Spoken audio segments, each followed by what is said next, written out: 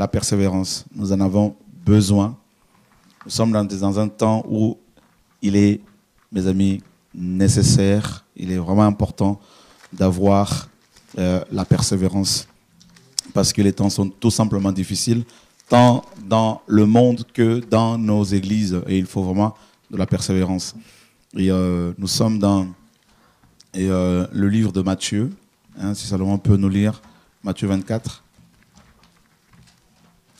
du verset 1er au verset 14. Matthieu 24, verset 1er au verset 14. Comme Jésus sortait du temple et qu'il s'en allait, ses disciples vinrent pour lui considérer les bâtiments du temple. Et Jésus leur dit, « Ne voyez-vous pas tout cela? Je vous dis en vérité qu'il ne restera ici pierre sur pierre qui ne soit renversée. » Et s'étant assis sur la montagne des Oliviers, ses disciples vinrent en particulier lui poser cette question. « Dis-nous, quand ces choses arriveront et quel sera le signe de ton avènement et de la fin du monde? » Et Jésus répondant leur dit, « Prenez garde que personne ne vous séduise, car plusieurs viendront en mon nom, disant, je suis le Christ, et ils séduiront beaucoup de gens. Vous entendrez parler de guerre et de bruit de guerre, prenez garde de ne pas vous troubler, car il faut que ces choses arrivent, mais ce ne sera pas encore la fin. Car une nation s'élèvera contre une autre nation, un royaume contre un autre royaume, et il y aura des famines, des pestes, des tremblements de terre en divers lieux. Mais tout cela ne sera que le commencement des douleurs. Alors, on vous livrera au tourment et on vous fera mourir. Et vous serez haïs de toutes les nations à cause de mon nom. Alors aussi plusieurs se scandaliseront et se trahiront les uns les autres. Ils se haïront les uns les autres. Et plusieurs faux prophètes s'élèveront et séduiront beaucoup de gens. Et parce que l'iniquité se sera multipliée, l'amour de plusieurs se refroidira. Mais celui qui persévérera jusqu'à la fin sera sauvé. Et cet évangile du royaume sera prêché par toute la terre pour servir de témoignage à toutes les nations, et alors la fin arrivera. Voilà, donc, frères et sœurs, le Seigneur sort du temple de Jérusalem, et les disciples, comme la parole nous l'apprend, lui posent en particulier la question, à savoir, n'est-ce pas, quand est-ce que ce temple allait être détruit. Et puis l'autre question, les deux autres questions concernaient son avènement et la fin du monde. Et le Seigneur va énoncer un certain nombre de choses qui allaient arriver juste avant son retour, en parlant justement de l'avènement des faux prophètes et de l'apostasie en gros, et des guerres, des bruits de guerre, de la famine, tout ça, et de la trahison entre les chrétiens, et de la dislocation, n'est-ce pas, des foyers, des familles. Et ensuite, il dira, n'est-ce pas, au verset 13, celui qui persévérera jusqu'à la fin, celui qui persévérera jusqu'à la fin sera délivré, sera guéri, sauvé, restauré. Mais bien avant de parler de la persévérance, au verset 12 de Matthieu 24, qu'est-ce que le Seigneur nous apprend là? Et parce que l'iniquité sera multipliée, l'amour de plusieurs se refroidira. Voilà. Donc, parce que l'iniquité sera accrue, l'amour du plus grand nombre se refroidira.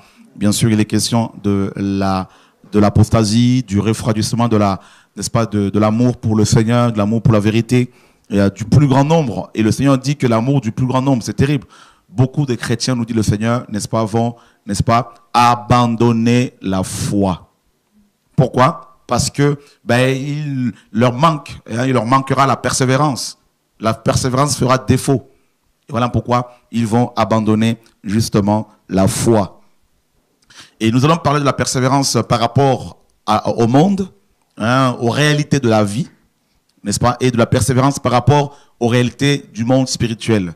Donc, de la persévérance par rapport aux réalités de choses naturelles, des choses de la vie, n'est-ce pas, telles que les études, pour ceux qui font les études, le travail, pour ceux qui cherchent du travail ou pour ceux qui travaillent, et les projets tels que le projet de mariage, tout ça. Et on a les hommes ont beaucoup de projets dans le monde et il faut de la persévérance. Et ceux qui en manquent, ceux qui n'en ont pas, tombent dans le désarroi, tombent dans, n'est-ce pas, toutes sortes de problèmes tels que les problèmes psychiatriques, tout ça. Et d'autres encore, malheureusement, vont jusqu'à se suicider, tout simplement parce qu'il leur manque la persévérance. Voilà. Et rappelez-vous bien que dans les Écritures, à chaque fois qu'il est question de la persévérance, n'est-ce pas, il est question aussi des épreuves, des embûches, n'est-ce pas, et des situations qui font que si on n'est pas persévérant, ben on peut malheureusement se fatiguer, on peut abandonner la foi, on peut arrêter de prier, de persévérer. Donc, alors je ne sais pas où le tableau s'il est quelque part là, je ne sais pas. Je pense que les frères s'en occupent. Voilà, ça m'est venu comme ça. Vous savez, comme c'est souvent le cas, on ne prépare pas nos enseignements à l'avance. Donc c'est une fois qu'on a commencé à ouvrir la bouche que le Seigneur nous donne à partager, nous donne la parole. Voilà, donc la persévérance d'abord par rapport aux réalités de la vie. Et donc je vais devoir me mettre debout au niveau du caméra. Voilà.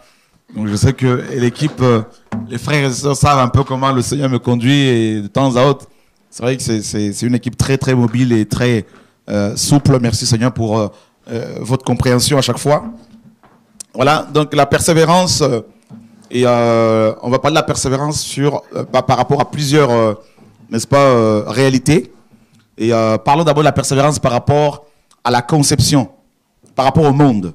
D'accord? Donc nous allons premièrement parler de la conception. La conception d'un enfant. Et comme vous le savez certainement, lorsqu'il y a rapport intime entre un homme et une femme, nous apprenons, selon, n'est-ce pas, la médecine, qu'il y a près de 400 millions de spermatozoïdes qui sont, n'est-ce pas, lâchés. 400 millions de spermatozoïdes qui sont lâchés, n'est-ce pas? Et ils partent d'un point vers un autre. Et ici, c'est l'ovule. D'accord?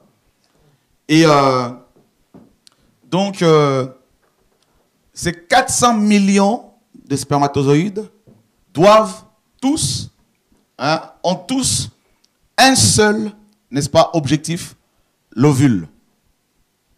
Et, n'est-ce pas, ils doivent parcourir une certaine distance. Et la cible, c'est l'ovule. Et pendant, n'est-ce pas, le parcours, toujours d'après la médecine, pendant ce parcours, eh ben, la femme, bien sûr, pendant ce parcours, les 400 millions de spermatozoïdes vont rencontrer un obstacle, c'est-à-dire la sécrétion vaginale ou encore cet acide, un acide que la femme sécrète et qui va pratiquement les tuer tous.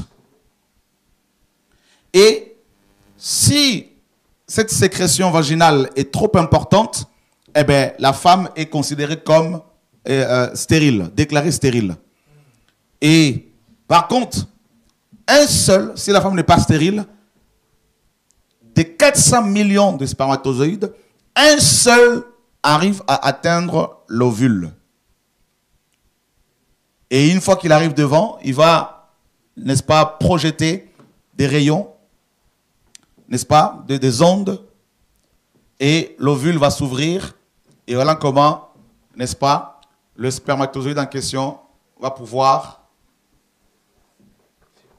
féconder l'ovule, s'introduire dans l'ovule, n'est-ce pas? Donc là, on peut dire qu'il a atteint son objectif premier, atteindre l'ovule. Mais vous avez vu, pendant le trajet, ce spermatozoïde a pris plusieurs risques et il est resté persévérant.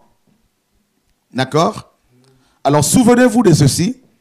Le Seigneur, dans la parabole, n'est-ce pas, et du blé et de l'ivraie, dans Matthieu 13, il compare les chrétiens à de la semence.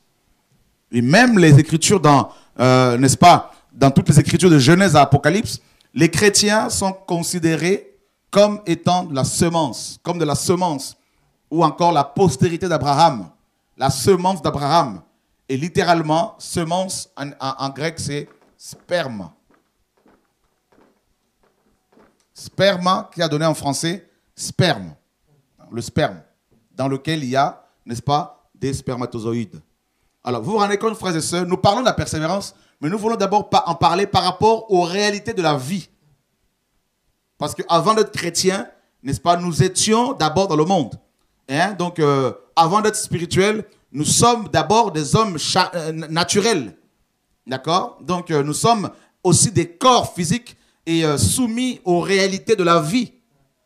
Et c'est pour cela qu'il faut, mes amis, aussi de la persévérance.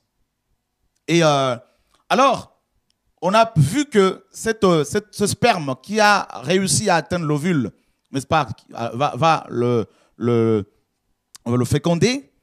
Et ça, c'est la première étape dans la persévérance. Hein, la première étape, hein, donc, dans la persévérance dans le monde. Hein, donc, il faut être persévérant parce que nous sommes nés persévérants. Donc, cet ovule, ce spermatozoïde qui a, n'est-ce pas, qui a encouru tous ces risques, c'est toi et moi. Alléluia. Donc, vous vous rendez compte, frères et sœurs, à chaque fois qu'un enfant, n'est-ce pas, vient au monde, dites-vous que, il est né comme un vainqueur. Donc, sur les 400 millions, n'est-ce pas, concurrents, il est le seul à avoir remporté cette épreuve, cette rude épreuve. Malgré la sécrétion vaginale, ce spermatozoïde a réussi cette rude épreuve. Et voilà pourquoi il y a eu fécondation. Donc à chaque fois que vous voyez qu'une femme est enceinte, dites-vous que, il y a eu victoire du spermatozoïde. Alléluia. Et cela tient, n'est-ce pas, vient du Créateur. Voilà, la première épreuve, mon frère Salomon. Alléluia. Donc, nous naissons, n'est-ce pas, avec dans nos gènes la persévérance. Cette grâce que Dieu a donnée à chaque être humain, c'est la marque du Créateur. D'accord? Et regardez bien, frères et sœurs, je parlerai n'est-ce pas, de l'espérance par rapport à la persévérance. Donc, rappelez-moi si j'ai oublié, l'espérance. C'est ce qui fait, c'est ce qui nous fait tenir. D'accord? Parce que pour le spermatozoïde, son espérance, c'est d'abord l'ovule. L'espérance, c'est la vision aussi. D'accord? Donc, la vision motive. La vision encourage. La vision crée l'unité, crée la motivation. N'est-ce pas? La vision nous permet, n'est-ce pas, de passer outre les épreuves. De ne pas nous arrêter, de ne pas s'arrêter sur les épreuves, sur les propos des uns et des autres. N'est-ce pas? Alléluia. C'est terrible, hein? Comment une femme qui, n'est-ce pas, qui a été avec un homme, qui a eu cette relation intime avec un homme et qui désire enfanter, va en même temps sécréter un acide qui tue, n'est-ce pas, la semence. C'est terrible. Ça veut dire quoi? Ça veut dire que là où il y a la vie, il y a aussi des épreuves, et n'est-ce pas, que tu dois traverser, et si tu ne fais pas attention, elles peuvent te tuer. Deuxième temps, ça c'est le premier temps par rapport, n'est-ce pas, à la persévérance dans le monde. Deuxième temps, eh bien là, l'enfant est dans l'ovule. De la fécondation. Fécondation à la naissance.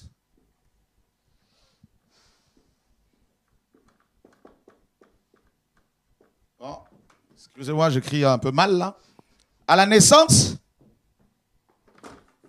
de la fécondation à la naissance,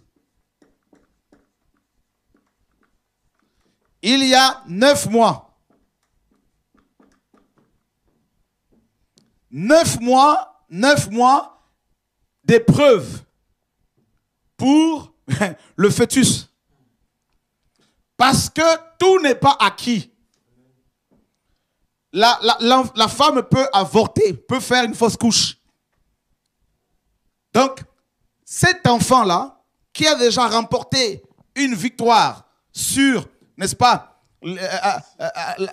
contre cette sécrétion, cet acide sécrété par la femme, il a remporté cette victoire alors qu'il était, n'est-ce pas, au départ, ils étaient 400 millions. Cet enfant, eh ben, n'a pas fini d'être éprouvé. Une fois dans le ventre, dans l'ovule, il lui faut 9 mois de souffrance, d'épreuve. N'est-ce pas? Pendant lequel il va devoir se développer. Et si sa maman est mal, s'alimente mal, ça peut affecter sa croissance. Si sa maman prend des médicaments, n'est-ce pas, interdits aux femmes enceintes, cela peut lui être fatal. Donc, ce n'est pas fini. 9 mois d'épreuve. N'est-ce pas? Ça, c'est le deuxième niveau, hein, dans les épreuves, hein, n'est-ce pas, liées à la vie. À la vie du monde, à la vie naturelle. Maintenant, le troisième niveau de la naissance.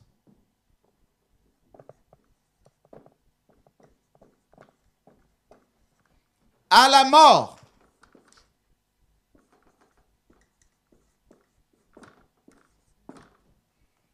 Eh bien, selon Psaume 90, n'est-ce pas, où il est dit que la durée d'une vie est de 70 ans.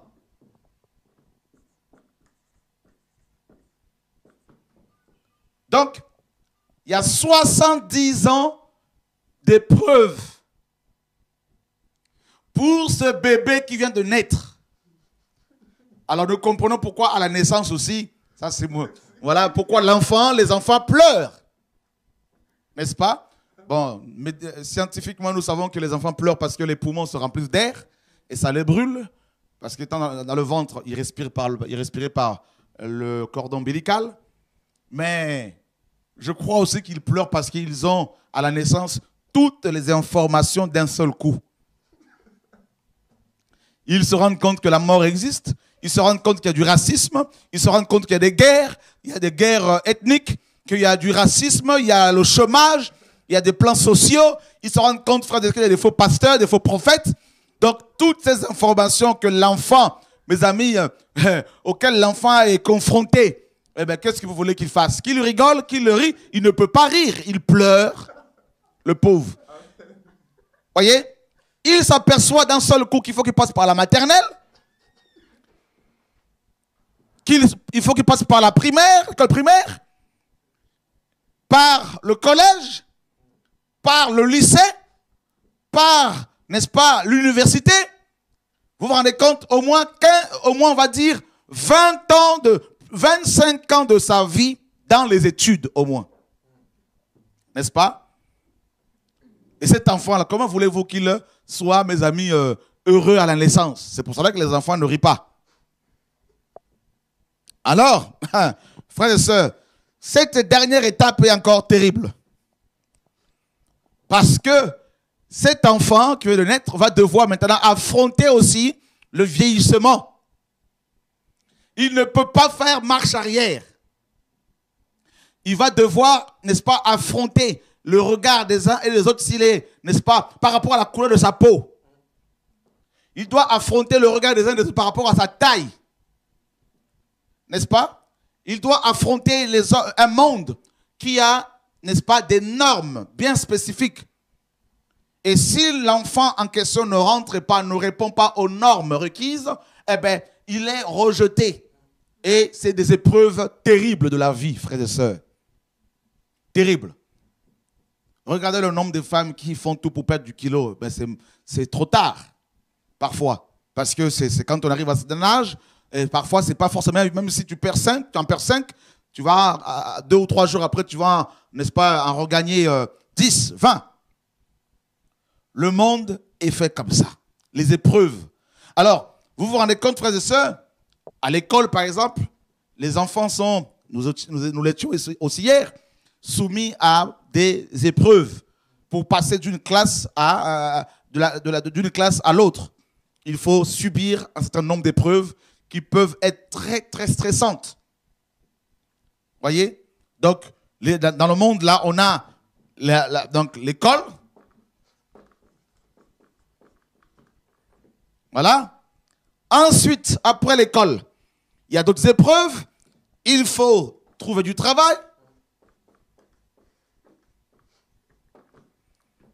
Et là, de plus en plus, c'est compliqué.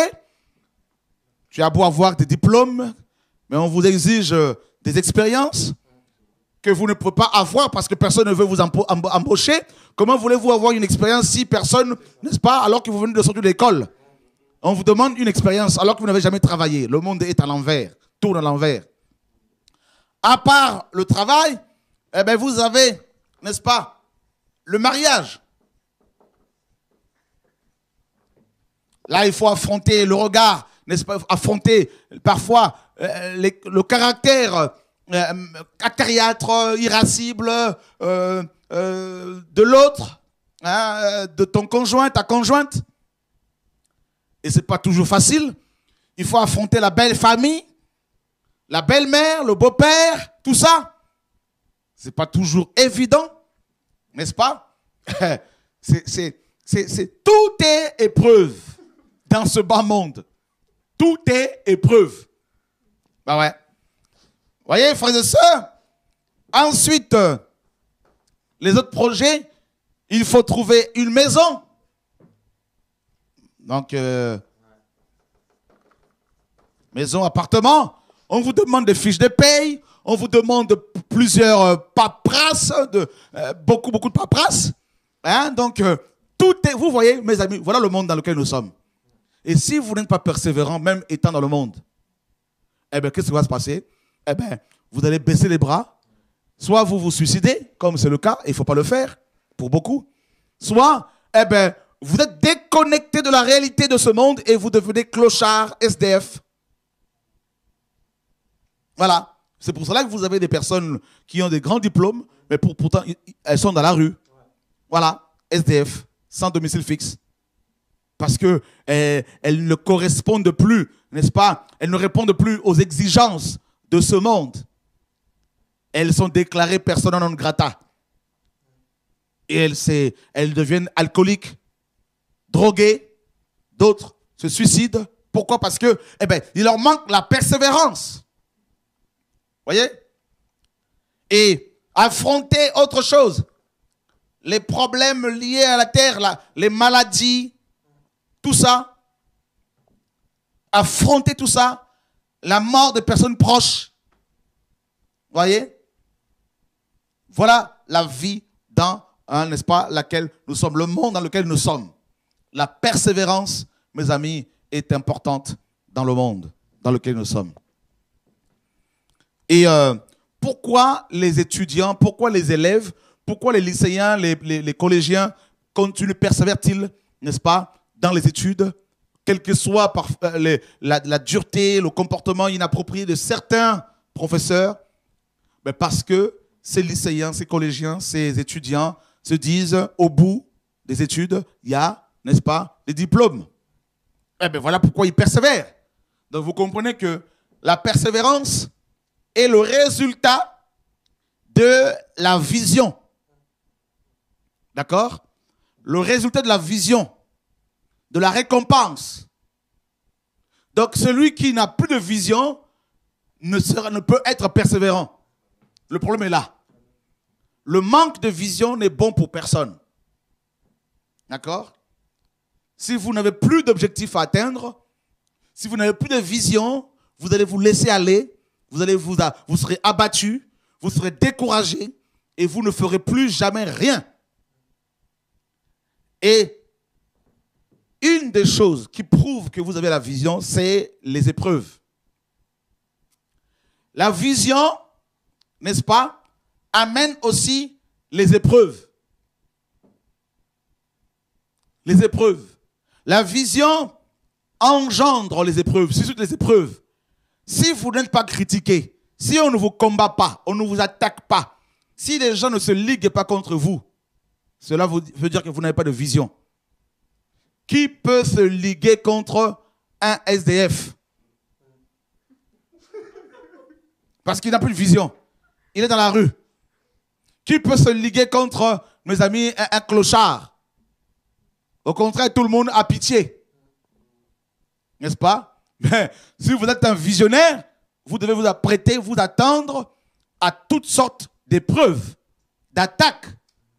Maintenant, les attaques sont nécessaires, n'est-ce pas, permises pour peaufiner, pour vous purifier, vous rendre, n'est-ce pas, parfait.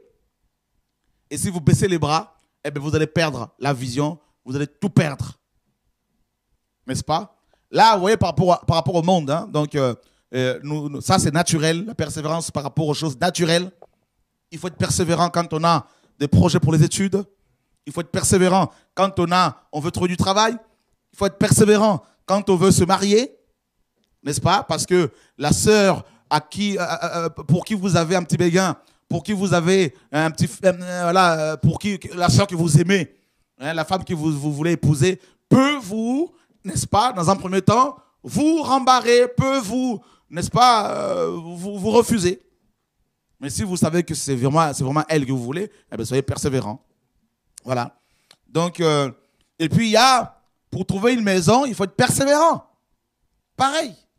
Par rapport dans les combats, dans les épreuves, par rapport à la maladie, soyez persévérant. Il y a des malades qui meurent, non des maladies qu'ils ont.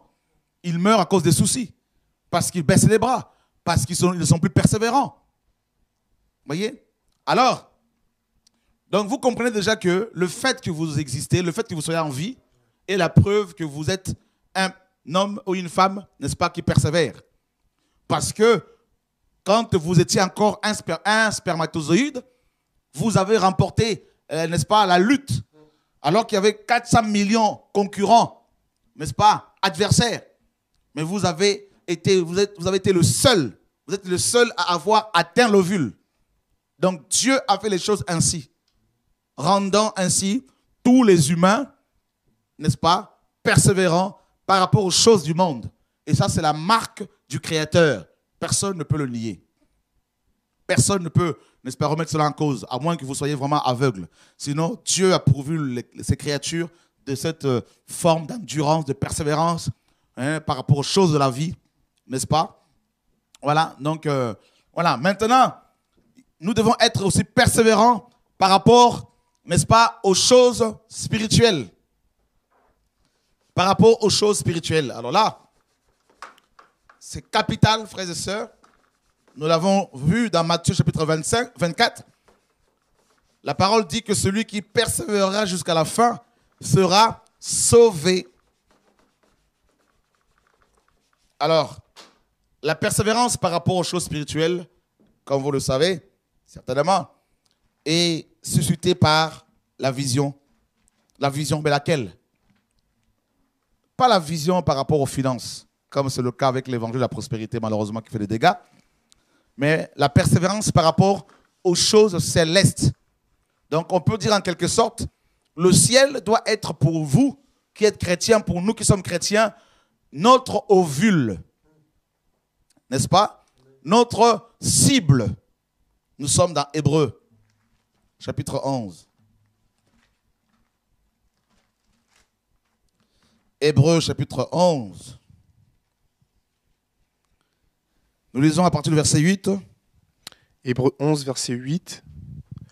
Par la foi, Abraham étant appelé, obéit pour aller au pays qu'il recevrait en héritage et partit ne sachant où il allait. Par la foi, il demeura dans la terre qui lui avait été promise, comme dans la terre étrangère, habitant sous des tentes avec Isaac et Jacob, les co-héritiers de la même promesse, car ils attendaient la cité qui a des fondements solides, celle dont Dieu est l'architecte et le fondateur. Par la foi aussi, Sarah reçut la vertu de concevoir, et malgré son âge, elle enfanta, parce qu'elle crut à la fidélité de celui qui avait fait la promesse. C'est pourquoi, d'un seul homme, et qui était déjà affaibli, est née une multitude aussi nombreuse que les étoiles du ciel et que le sable au bord de la mer qui ne peuvent se compter. Tous ceux-là sont morts dans la foi sans avoir reçu les choses promises, mais les ayant vus de loin, crus et embrassés, et ayant fait profession d'être étrangers et voyageurs sur la terre. Car ceux qui parlent ainsi montrent clairement qu'ils cherchent une patrie. En effet, s'ils fussent se souvenus de celle d'où ils étaient sortis, ils auraient eu le temps d'y retourner. Waouh, ça c'est terrible ce que la parole dit ici, n'est-ce pas? S'ils avaient eu en vue celle d'où ils étaient sortis, ils auraient eu le temps d'y retourner. Le manque de persévérance dans nos églises aujourd'hui, mes amis, a provoqué cette grande apostasie que nous sommes en train de voir malheureusement aujourd'hui.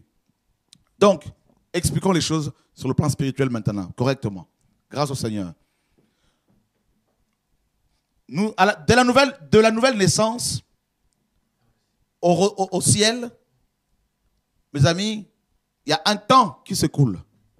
De la nouvelle naissance au ciel, de la nouvelle naissance au retour du Seigneur, de la naissance de l'Église au retour du Seigneur, n'est-ce pas? Il y a un temps qui doit s'écouler. Alors, pendant ce temps, ce que la parole appelle le temps de pèlerinage, nous sommes comparés aux pèlerins. Nous sommes comparés, selon 1 Pierre chapitre 2, verset 11, aux étrangers et aux voyageurs sur terre. Nous sommes étrangers et voyageurs sur la terre. Donc, nous partons de la terre vers le ciel. Et la vision doit être Dieu au ciel.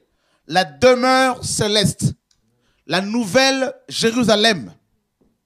La patrie céleste. Frères et sœurs. La patrie céleste. Ça doit être notre espérance. Dieu, Jésus-Christ. Voyez? La patrie céleste, la nouvelle Jérusalem, notre Père céleste, Jésus-Christ de Nazareth, mes amis, tout cela doit constituer notre vision de base, vision initiale, pour ne pas se détourner de Dieu. N'est-ce pas? Et les personnes dont il est question dans Hébreux chapitre 11, si elles ont persévéré jusqu'au bout, c'est parce que, comme la parole le dit, elles avaient en vue le ciel et non la terre. Elles cherchaient, elles attendaient la cité qui est de solide fondement, celle dont Dieu est l'architecte et le constructeur. Cette vision-là des choses, c'est-à-dire le ciel, Dieu au ciel, l'enlèvement de l'Église, le retour du Seigneur, n'est-ce pas, la nouvelle Jérusalem, cette vision, mes amis, qui est focalisée essentiellement sur Dieu, sur le ciel, cette vision-là, eh bien, beaucoup de chrétiens ne l'ont plus. Ou je dirais, d'autres ne l'ont jamais eu. Pourquoi? Parce qu'on leur a présenté la terre. On leur présente la terre. Et ceux parmi les chrétiens qui ont eu au début la vision du ciel et qui, à cause, n'est-ce pas, du fait que Jésus tarde à revenir, l'ont perdu, eh bien, deviennent apostats. Ils tombent dans l'apostasie. Ils perdent l'amour de la vérité et ils repartent dans les choses qu'ils ont vomies. Ils recommencent à, n'est-ce pas, enseigner sur la dîme alors qu'ils l'ont dénoncé hier. Ils recommencent, mes amis, à se comporter comme des grands bishops. Ils s'associent avec d'autres pasteurs ici et là. Ils font des affiches avec des photos, leurs photos dessus.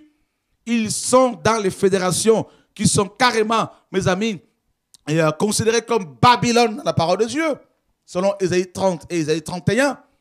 Et ils sont repartis dans la boue.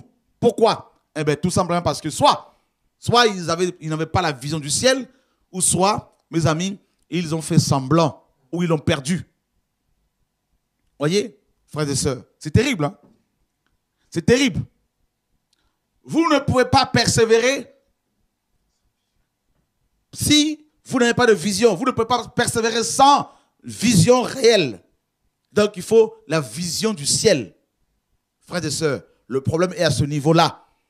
Très peu de prédicateurs nous parlent du ciel, de la nouvelle Jérusalem. Pourquoi Moïse a-t-il persévéré? Parce qu'il avait vu le ciel. Pourquoi Élie a-t-il persévéré? Parce qu'il avait vu le ciel. Pourquoi Enoch a-t-il été enlevé? Parce qu'il avait vu le ciel.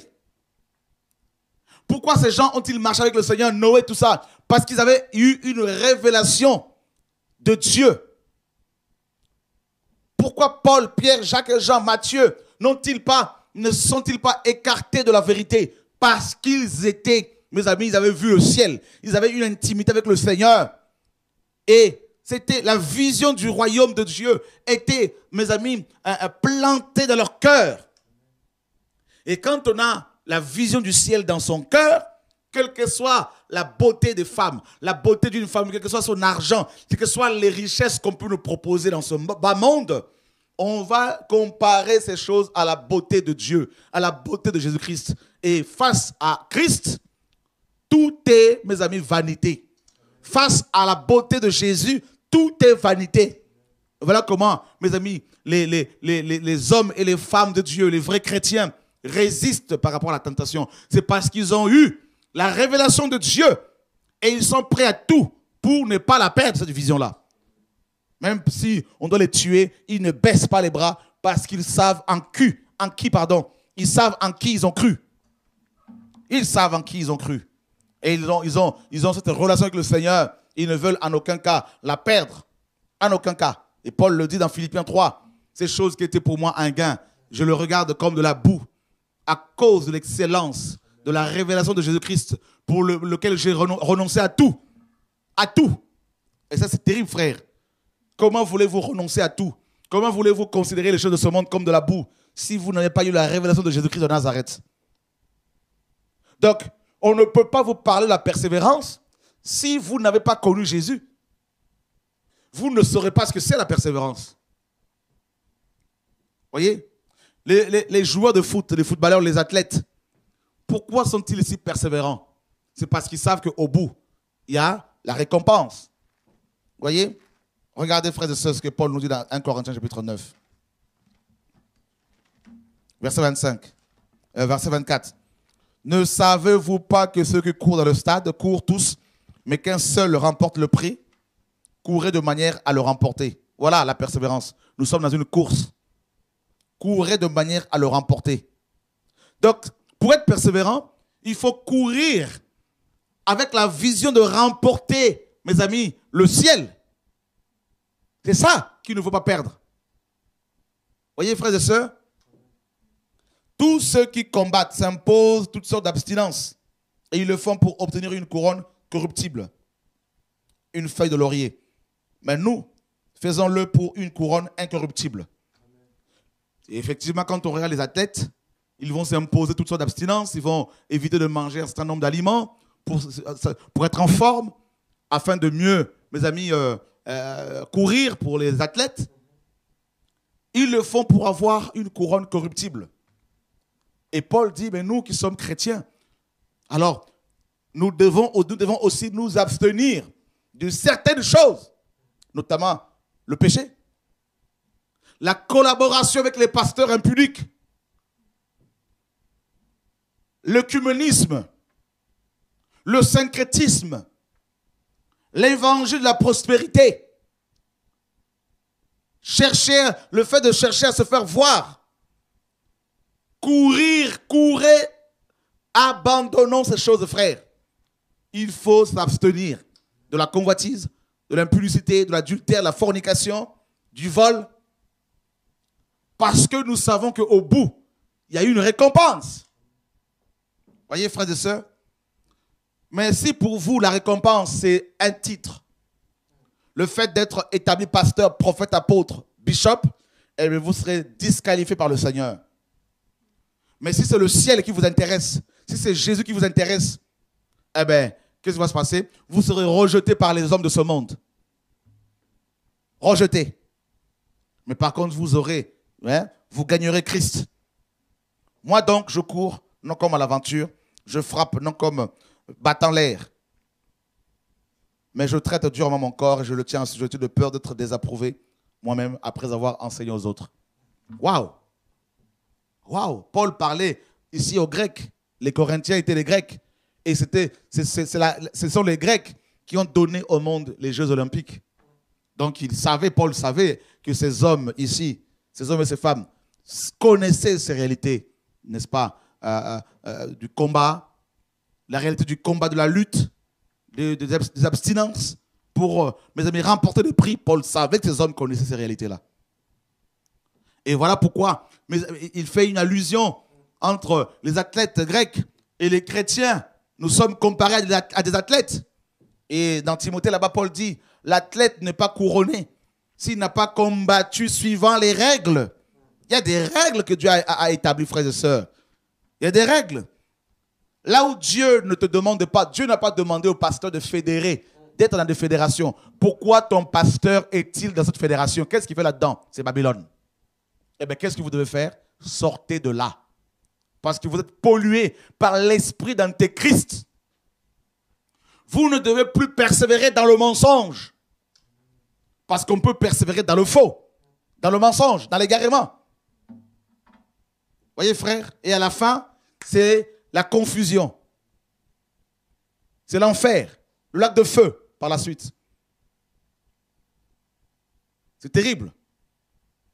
La persévérance dans le Seigneur, c'est lui qui persévérera jusqu'à la fin. Il faut persévérer jusqu'à la fin, mon frère, ma soeur. Même si les autres tombent, toi persévère. Même si ta femme tombe, ton mari tombe, toi persévère. Le salut est d'abord personnel. Ah oui. Persévère. Hébreux 10 nous dit, nous ne sommes pas de ceux qui se retirent pour se perdre, mais de ceux qui ont la foi pour sauver leur âme. Il faut persévérer, mon ami, jusqu'au bout. Jusqu'au bout. La persévérance dans les épreuves. La persévérance, mes amis, quels que soient les dires des autres. Nous sommes comme dans un stade. Il y a des spectateurs. Il y en a qui sont contre, d'autres pour. Mais toi, ne t'arrête pas parce que les gens te critiquent. Ne t'arrête pas parce que les gens se liguent contre toi. Ce sont des épreuves. C'est normal que cela soit ainsi. N'est-ce pas? Ne t'attends plus à ce que les gens t'acclament, t'applaudissent. Sinon, tu seras disqualifié. Paul dit dans 1 Corinthiens, il dit, nous sommes, n'est-ce pas, en spectacle au monde, aux hommes et aux anges. Oui, exposés à l'ignominie, au milieu d'une bonne et d'une mauvaise réputation, au milieu de la gloire et de l'ignominie. C'est ça notre réalité. Voyez, frère, c'est ça la vie chrétienne. Jésus a été traité de fou, on l'a vu hier, par ses propres parents. On a dit de lui qu'il était hors de sens, mais il a persévéré. Dans le jardin de Gethsémani, il a senti le poids, n'est-ce pas, de sa mission, mais il n'a pas abandonné. La persévérance, frères et sœurs. Waouh! La persévérance. Ce que le Seigneur m'a fait vivre hier, tout ce que les gens ont pu dire, ici et là, la manière dont beaucoup de pasteurs se liguent aujourd'hui, et beaucoup, pourtant, sont ceux dont je connais la vie, dans l'impudicité, dans le vol. Mais si je devais lâcher, frère, on ne verrait pas, malheureusement, un tout petit peu, un peu ce peu de fruits que nous commençons à voir. Il faut être persévérant, frères et sœurs. Quand un enfant vient au monde, n'est-ce pas que tout le monde l'apprécie? Oh, qu'il est beau. Oh, quel beaux yeux. Mais la femme qui vient de donner naissance à cet enfant, si elle vous raconter sa vie, mes amis, ses souffrances, ses péripéties, tout ça, eh bien, personne ne croirait. Hein? Mais voilà, comme le Seigneur l'a dit, quand la femme accouche après, elle oublie toutes les souffrances. La persévérance. Et pour nous, les enfants de Dieu, frères et sœurs, ceux qui persévèrent, malgré, mes amis, les épreuves auxquelles nous sommes soumis, eh bien, à la fin, le Seigneur nous récompensera. Et ça, c'est magnifique, frères et sœurs. Allons voir dans Apocalypse, chapitre 2, verset 8 au verset 11. Apocalypse, chapitre 2, verset 8 au verset 11. Écrit à l'ange de l'église de Smyrne. Voici ce qui dit le premier et le dernier, celui qui a été mort et qui a repris la vie. Je connais tes œuvres et ta tribulation et ta pauvreté, quoique tu sois riche, et les calomnies de ceux qui se disent juifs et qui ne le sont point, mais qui sont une synagogue de Satan. Ne crains rien des choses que tu auras à souffrir. Voici le diable va jeter en prison quelques-uns de vous, afin que vous soyez éprouvés. Et vous aurez une affliction de 10 jours. Sois fidèle jusqu'à la mort et je te donnerai la couronne de vie. Ah, sois fidèle jusqu'à la mort. Vous aurez une tribulation de 10 jours. Il est dit même que le diable va jeter quelques-uns d'entre vous en prison. Dieu a laissé ici Satan jeter en prison ses enfants. C'est terrible. Et il leur demande d'être persévérants. Fidèles jusqu'au bout. Et le mot persévérance signifie aussi, n'est-ce pas, patience. Et la parole nous dit dans 1 Corinthiens 13, la charité est patiente, l'amour est patient, c'est-à-dire l'amour est persévérant. Donc, ce qui peut te motiver, ce qui peut engendrer en toi de la persévérance, c'est l'amour pour Dieu. Amen. Tout simplement. Et comme Dieu est amour, donc c'est lui qui est la source de notre persévérance. Parce que la plus grande récompense que nous attendons tous, ce ne sont pas les couronnes au ciel, ce ne sont pas les trônes au ciel, frères et sœurs. C'est le fait d'être avec Dieu tout le temps. Notre Père, dans ses bras d'amour. C'est ça la plus grande récompense, frères et sœurs. Oh oui, être là sur son trône avec lui, le voir face à face, lui parler pendant l'éternité. Ça, c'est la chose la plus glorieuse qu'un être humain, mes amis, peut recevoir de la part de notre Créateur. Sa présence, son amour, sa compagnie. Vous voyez, frères et sœurs, c'est pour cela qu'il faut être persévérant. Donc, il y aura de plus en plus de problèmes dans ce monde. Il y aura de plus en plus de pasteurs qui vont vous blesser, vous critiquer, vous combattre. Il y aura de plus en plus de religieux qui vont se lever contre vous à cause de la vérité que vous avez reçue. Attendez-vous, vous qui êtes éclairés aujourd'hui par ce message du retour à la parole, vous qui êtes révolutionnés, vous qui avez compris que pendant des années, on vous a trompé, attendez-vous à ce que des chrétiens que vous avez connus hier, que vous connaissez aujourd'hui, des pasteurs qui vous ont formés, soient des véritables, mes amis, des véritables bourreaux, des véritables persécuteurs. Attendez-vous à des propos qui peuvent vous choquer. De leur part, il faut vous préparer à la persécution parce que la parole est claire. Le Seigneur a dit, vous serez haïs de tous à cause de mon nom. Et son nom est la parole de Dieu, nous dit Apocalypse 19. Vous voyez, frère? Donc c'est pour cela qu'il faut de la persévérance. Que cet enseignement soit diffusé le plus possible aux frères et sœurs qui s'attendent au retour du Seigneur, n'est-ce pas? Et qui reçoivent la vérité, qui sont illuminés, éclairés aujourd'hui. La persécution sera intense. N'est-ce pas? Mais la victoire nous appartient au nom de Yeshua. Paul a dit, j'ai combattu le bon combat. J'ai gardé la foi. J'ai achevé la course. Et ça, c'est magnifique. Dans 2 Timothée 4 là-bas. Ça, c'est glorieux. J'ai combattu le bon combat. Combattons le bon combat de la foi. Défendons la vérité. Défendons l'évangile pur. La foi en Dieu seul. Le salut par la grâce sans les œuvres. Dénonçons la dîme comme étant une pratique de la loi. Dénonçons le fait de construire des bâtiments qu'on appelle églises. Dénonçons, mes amis, les fédérations, le fait d'adhérer à des fédérations qui sont, mes amis, selon la parole, une synagogue de Satan. Ces affiches avec des photos des pasteurs dessus comme des stars. Frère, vous ne voyez pas que c'est l'apostasie qui prend place actuellement? C'est impressionnant. Comment des gens qui ont prêché contre ces choses hier se soient tombés dedans au point de les défendre.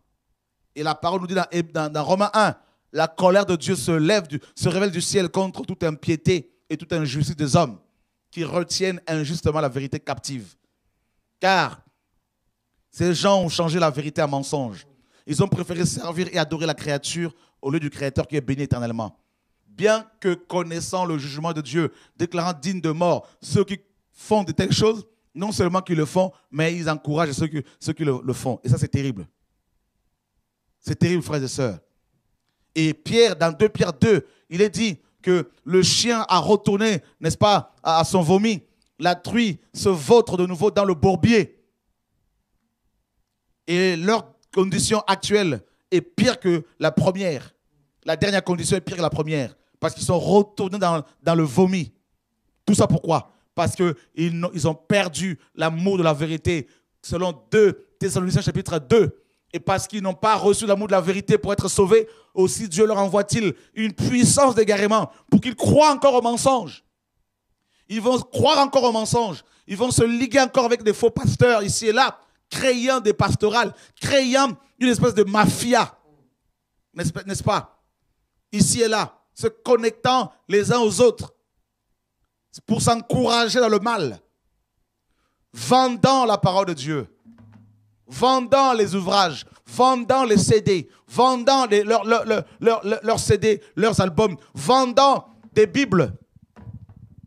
C'est terrible, frères et sœurs. Jésus a vendu quel livre, quelle Bible? Vous voyez, frères et sœurs, nous sommes dans cette génération apostate. Une génération, mes amis, qui voit émerger l'église de Laodicée. L'église qui va, mes amis, combattre les vrais chrétiens. Que le Seigneur identifie comme étant la synagogue de Satan. Synagogue veut dire quoi? Synagogue veut dire assemblée. Eh bien, aujourd'hui, ce sont ces fédérations qui sont, mes amis, une assemblée des démons, une assemblée, mes amis, des faux et des vrais mélangés. Tout ça pour se protéger les uns des autres, pour se protéger des lois humaines. Et c'est terrible. C'est terrible, frères et sœurs. Cette génération a perdu la foi. Cette génération, frères, mes amis, est celle qui va voir qui voit déjà le jugement de Dieu. Cette génération, elle est la pire de toutes. Parce que cette génération, elle connaît plus de 300 versions de la Bible. Et elle est la pire de toutes parce qu'elle a légalisé le péché. Le mal est appelé bien, le bien est appelé mal. Cette génération connaît, mes amis, connaît un grand nombre de pasteurs, un grand nombre de prédicateurs, un grand nombre de missions chrétiennes. Cette génération. Mais beaucoup ne veulent pas prendre de risques, ne veulent pas être assez courageux pour défendre la vérité. Ils ne veulent pas être audacieux. Ils ne veulent pas prendre de risques pour défendre la sainte doctrine que Paul a prêchée, Pierre a prêché, Jacques a prêché. Pourquoi? Parce qu'ils ne veulent plus être persévérants. Ils veulent complaire, ils veulent plaire à tout le monde. Paul disait, est-ce que je cherche à plaire aux hommes? Si je plaisais encore aux hommes, je ne serais pas serviteur de Dieu. Je vais vous dire une chose. Les vrais prophètes ne sont pas dans les fédérations. Ils sont hors fédération. Les vrais apôtres ne sont pas fédérés. Si votre pasteur est dans une fédération, il est un faux pasteur. Même si au départ, il a reçu un appel. Mais un vrai pasteur, frère, suit Jésus et non les fédérations d'hommes. Non. Un vrai pasteur conduit le troupeau du Seigneur devant son trône, devant le trône du Père. Et ne les amène pas boire de l'eau empoisonnée, de l'eau sale. Vous êtes dans une fédération, sortez de là. Vous êtes dans une église fédérée, sortez de là. Vous êtes dans une église où le pasteur fait maintenant, il combine l'œuvre de Dieu avec les affaires, avec les frères et sœurs dans l'église. Les peintres, les maçons, tout le monde crée une association dans l'église pour commencer à mélanger l'œuvre et les affaires. Sortez de là. Vous ne direz pas que vous n'avez pas été averti. Vous allez me dire, frère, quelle est l'église que tu nous recommandes? Je ne vous recommande aucune église. Je vous recommande à Jésus-Christ de Nazareth. Je vous recommande le ciel, frères et sœurs. Sortez. Prenez vos jambes à vos coups. Prenez vos femmes, vos maris, vos enfants. Courez. Courez, frère. Ça, c'est un conseil. Courez. Persévérez dans vos maisons avec le Seigneur, avec la parole. Persévérez dans la prière avec vos femmes, vos enfants. Préparez vos enfants pour le ciel. Préparez vos femmes pour le ciel, frère. Comme Lot. Lot a quitté Sodome et Gomorrhe. Abraham a quitté la Mésopotamie, le père de la foi. Il y a la notion de quitter des choses, frère. De quitter des lieux pour aller vers le Seigneur. Ne quittez pas pour aller encore dans un autre piège. Ne quittez pas pour aller encore servir pour la gloire d'un homme, pour bâtir son entreprise. Vous n'avez pas été sauvé par le Seigneur pour être esclave des hommes et commencer à payer la dîme à ses huissiers. Alors payez la dîme. Frères et sœurs, vous avez compris ces choses-là. Réveillez-vous. Levez-vous maintenant, frères, et proclamons le retour de Jésus de Nazareth. Préparons la voie du Seigneur. Préparons son chemin. Les vrais prophètes ne sont pas invités par les synagogues de Satan. On les chasse de là. Le Seigneur a dit dans Jean 16, ils vous excluront de leur synagogue. Mais voilà comment vos pasteurs sont acceptés par les fédérations. Ils sont même encouragés à l'adhésion. Vous savez pourquoi? Parce qu'ils ne sont pas des pasteurs de Dieu. Ils ont perdu la vision pour certains. Leur vision, ce n'est plus le ciel. Leur vision, c'est de voir la plus grande église du monde. Numériquement parlant. La plus grande église de l'Europe, de France. Leur vision, c'est pour cela ils vont évangéliser pour amener les gens dans leur bâtiment et non vers Dieu. Voyez, frère, ce n'est plus le royaume qui est prêché, ce sont leurs églises. Ils font la pub de leur ministère, de leurs églises. Allez sur leur site, vous allez voir ce qui se passe. Il y a des boutiques pour vendre. C'est du commerce. Commerce. Commerce. Tout est commercial. Tout est commercial. Tout est, mes amis, monnayable aujourd'hui. C'est la confusion. La confusion. La confusion. Voyez, frère? Alors, quel est le message aujourd'hui? Eh bien, c'est la persévérance dans les choses vraies.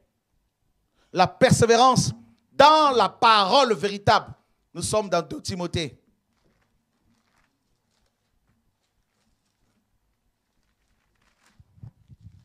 Seigneur, sauve-nous. 4, verset 3. 2 Timothée 4, verset 3. Car il viendra un temps où les hommes ne supporteront point la saine doctrine, mais où, désireux d'entendre des choses agréables, ils s'amasseront des docteurs selon leur convoitise et fermeront l'oreille à la vérité. Ils se tourneront vers des fables. Ben voilà, c'est ça les doctrines d'aujourd'hui, ce sont des fables. Des fables. Des inventions purement, mes amis, mystiques, humaines, démoniaques, telles que l'évangile de la prospérité. On vous dit de payer la dîme pour être béni. On vous dit, mes amis, de semer pour construire la maison de Dieu, alors que vous êtes déjà la maison de Dieu, construite par le Seigneur en tant que frères et sœurs. Nous sommes construits par le Seigneur. Cette maison-là, elle est construite par le Maître. Dieu seul l'a construite et pas les hommes. Seul lui. Et là, Paul dit, il viendra un temps où les hommes ne supporteront pas. En fait, le verbe supporter ici, c'est souffrir. Refuseront de souffrir à cause de la vérité. Voilà pourquoi ils vont s'allier les uns avec les autres. Ils vont fédérer ici et là parce qu'ils ne veulent pas souffrir. Et ils vous présentent un évangile light, un évangile qui plaît à tout le monde. Ils voyagent à gauche, à droite, ils prennent l'avion à gauche, à droite. Ils pensent que c'est ça la mission. La vraie mission, frère, un missionnaire, c'est celui qui donne sa vie pour les gens vers qui Dieu l'envoie. C'est celui qui se dépouille pour les autres. C'est celui qui va semer dans la vie des autres. Ce n'est pas celui qui est assis sur son trône et qui prend l'argent des autres pour s'enrichir, comme l'église de Laodicée, l'ange de Laodicée. C'est terrible, frères et sœurs. Et tant que Dieu me prêtera vie, tant qu'il me donnera la force, je combattrai, mes amis, ces églises-là dans la prière. Je combattrai avec la parole ces faux prophètes, avec la parole, avec l'épée. Pas charnellement, mais spirituellement.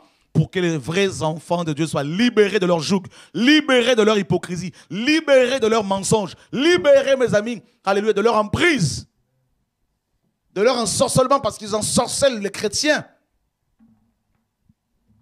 Oh frère, c'est terrible. Allez sur le site, vous voyez ce qui se passe sur le site internet. Regardez leurs photos.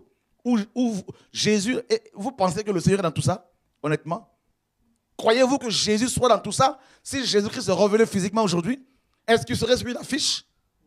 Honnêtement, en train de dire aux gens, venez, je vais vous guérir. Venez assister à des miracles? Non. Le Seigneur même se cachait parfois. Voyez? Est-ce qu'il vendrait ses enseignements, comme c'est le cas aujourd'hui dans ce site internet? Sur ce site internet? Non.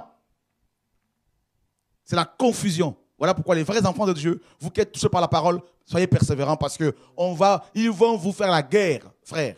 Ils ne vont pas vous lâcher. Ils vont vous appeler pour vous intimider, pour que vous baissiez les bras, pour que vous abandonniez la foi. Mais persévérez, persévérez, frère. Vous n'êtes pas les seuls. Persévérez. 1 Timothée 6, verset 12. Paul dit, n'est-ce pas? 9 à 12.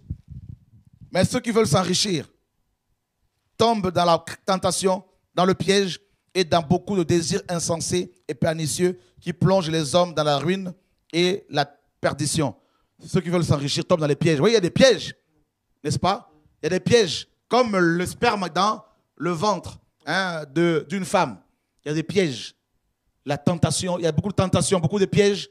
Mes amis, l'argent, Satan te propose des belles femmes, l'argent, la collaboration avec d'autres pasteurs, la gloire de ce monde-là. Beaucoup de chefs juifs, nous dit la parole dans Jean 12, avaient reconnu que Yeshua prêchait la vérité, mais ils n'osaient pas le déclarer publiquement parce qu'ils aimaient plus la gloire des hommes que la gloire de Dieu. Et ils avaient peur d'être exclus de leur synagogue, comme beaucoup de pasteurs aujourd'hui connaissent et reconnaissent cette vérité. Mais ils ne veulent pas la proclamer ouvertement parce qu'ils ont peur d'être exclus de leur synagogue de Satan, de leur fédération, de leur dénomination, de leur bâtiment d'église. Parce qu'ils ont un salaire Ils pensent à leur retraite plus qu'au ciel. Et c'est grave, frères et sœurs. Paul dit à Timothée, frères et sœurs, car l'amour de l'argent est la racine de tous les maux. Et quelques-uns, en étant possédés, se sont égarés loin de la foi et se sont jetés eux-mêmes dans bien de tourments. Et c'est le cas aujourd'hui.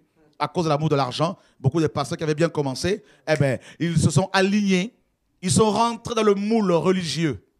Ils se sont conformés au siècle présent. Ils ont changé leur message. Ils ont adapté leur message. Mes amis, leur message devient un message social. Ils prêchent pour leur ventre. Ils ont pour Dieu leur ventre, comme Philippiens 3 le dit. Ils caressent les gens dans le sens du poil. C'est terrible. Et Paul dit, pour toi, homme de Dieu, voilà les vrais hommes de Dieu. Il est dit ici, là, pour toi, homme de Dieu, les vrais hommes de Dieu. Fuis ces choses. Les vrais hommes de Dieu, ils fuient. Fuient ces choses. Ils recherchent la justice, la piété, tu vois, non, la foi, tu vois, l'amour, la patience, donc la persévérance, et la douceur. Combat le bon combat de la foi. Saisis la vie éternelle. Oh là là. Tu vois, non? Combat le bon combat de la foi. Et saisis. Voilà la vision.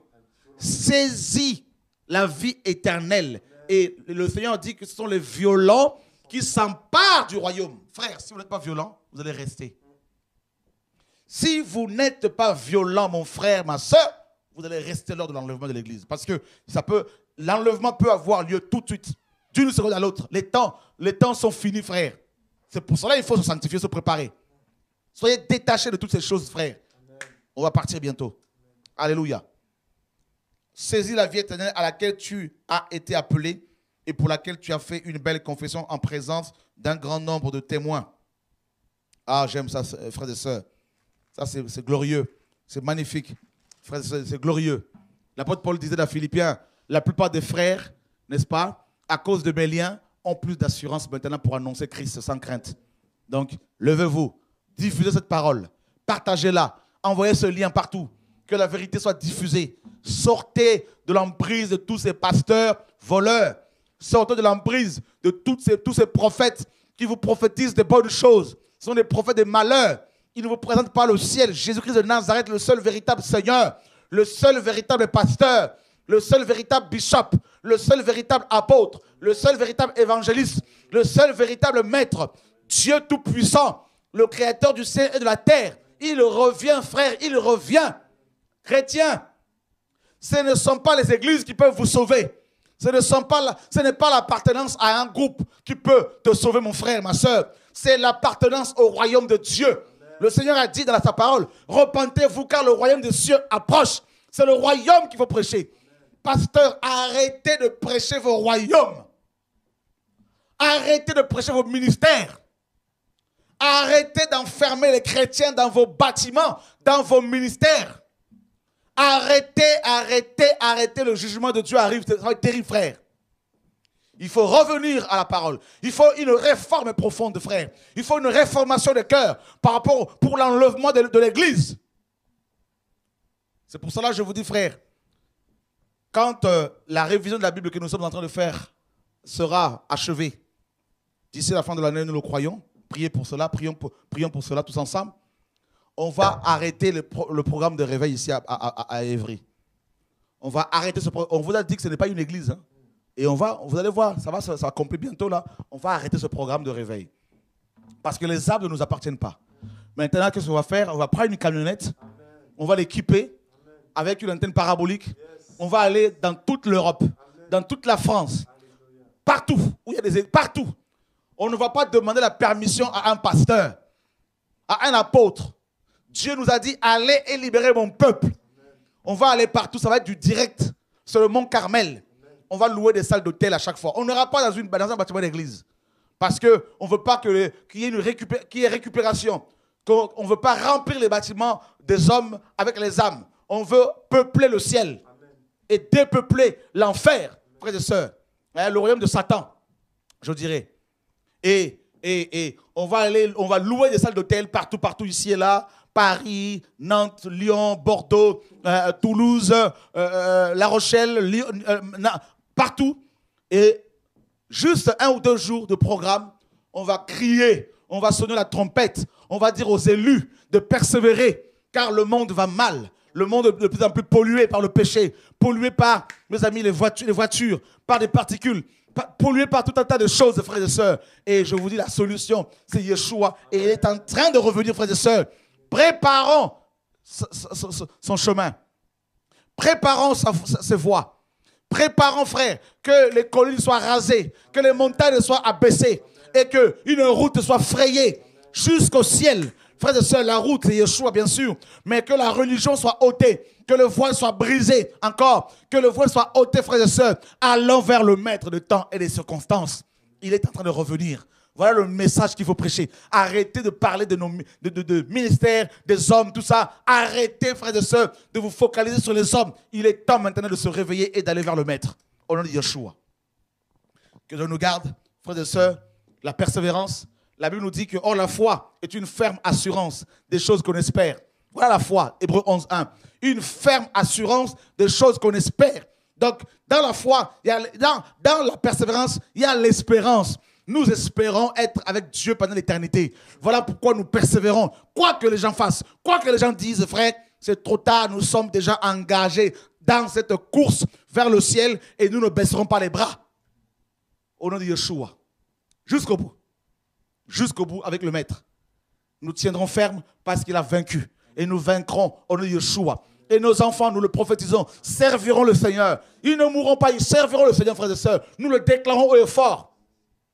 Comme Josué l'a dit, moi et ma maison, nous servirons l'Éternel, frères et sœurs. Choisissez qui vous voulez servir. Choisissez. Vous avez entendu la parole, le message, c'est à vous de choisir maintenant, frère. Vous êtes face à votre éternité. Qu'est-ce que vous voulez? Plaire aux hommes, à vos pasteurs, ou plaire à Dieu? Que Dieu nous garde. Je ne sais pas s'il y a des questions. Vous pouvez nous appeler. On a encore quelques minutes. Au 01 64 98 90 45. 01 84 01 64 98 90 45. Voilà. Que Dieu soit glorifié. Alléluia. La persévérance, mes amis. La lutte est déclarée. Le combat est engagé. Et on ne fait pas marche arrière. Jamais. Celui qui met la main à la charrue et qui regarde en arrière n'est pas digne du royaume, nous dit le Seigneur. Voilà, donc la persévérance. Donc on a vu dans Luc chapitre 8 et puis dans Marc chapitre 4 et Matthieu 13, parabole de 4 terrains. On nous dit que malheureusement il y en a un, donc un de cœur dans lequel la parole a été plantée. La personne reçoit la parole avec joie. Et à cause des difficultés liées à la vie, les soucis par rapport à la vie, tout ça, et les inquiétudes par rapport à son lendemain, eh bien, la personne, n'est-ce pas, a trouvé une occasion de chute, n'est-ce pas, a laissé la parole étouffer, être étouffée. Donc, et c'est dommage. Il faut vraiment persévérer, frères et sœurs. Et si vous êtes tombé dans un péché, relevez-vous et abandonnez-le, avancez avec le Seigneur en ayant le regard, n'est-ce pas, fixé sur lui, sur Dieu. Et voilà, donc je pense qu'il n'y a plus de coup de fil. Et que le Seigneur soit glorifié, soit béni pour sa parole. Persévérons, le Maître revient, toute la gloire lui revienne. Et nous vous donnons rendez-vous ce samedi sur TV de Vie et pour notre programme habituel de réveil. Et comme on vous l'a annoncé, comme on vous l'annonce depuis quelques temps, et dès que la Bible que nous sommes en train de réviser sera, n'est-ce pas, publiée, éditée, eh ben, nous arrêterons les réunions à Paris pour tourner, pour aller ici et là. Nous ne déclarons pas la guerre aux gens, mais la guerre, le combat est contre les esprits impurs, contre Satan, contre, n'est-ce pas, les démons qui veulent nous entraîner avec eux à la perdition. Et nous voulons vraiment vous encourager ce soir, demain et après-demain à persévérer, à marcher avec le Seigneur, quelles que soient les épreuves. Tenez bon, que Dieu vous garde. À bientôt sur TV de Vie. Au revoir.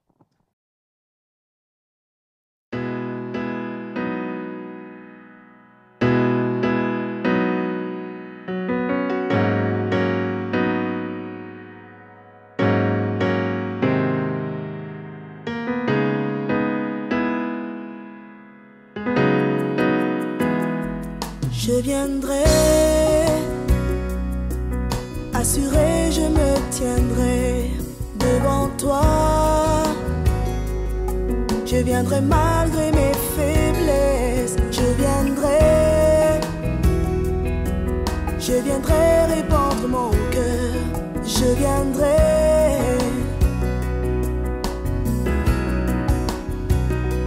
Je viendrai à cause de ta bienveillance, je viendrai.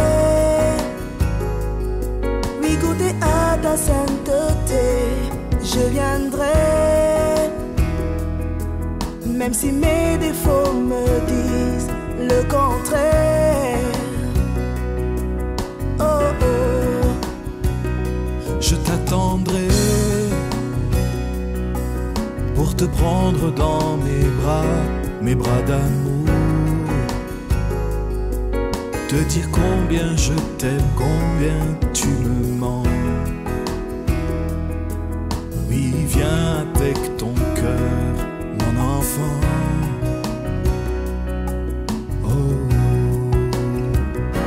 je viendrai te parler, te dire des choses, je viendrai.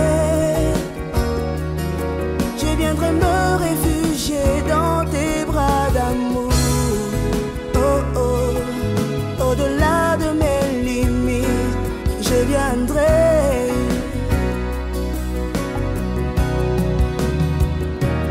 Je viendrai. Devant toi, je me tiendrai devant ta face. Je viendrai quand bien même tout me dit le contraire. Je viendrai devant ta face, Jésus.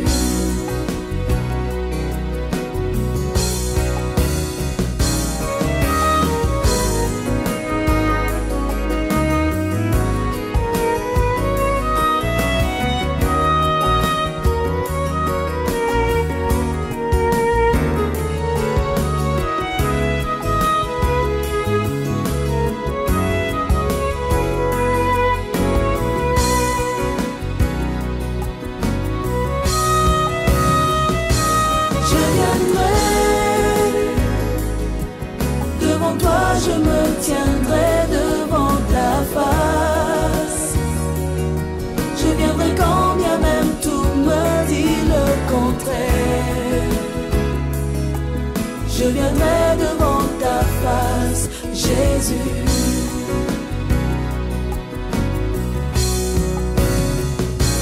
Je viendrai devant toi, je me tiendrai devant ta face. Je viendrai quand bien même tout me dit le contraire. Je viendrai devant ta face, Jésus.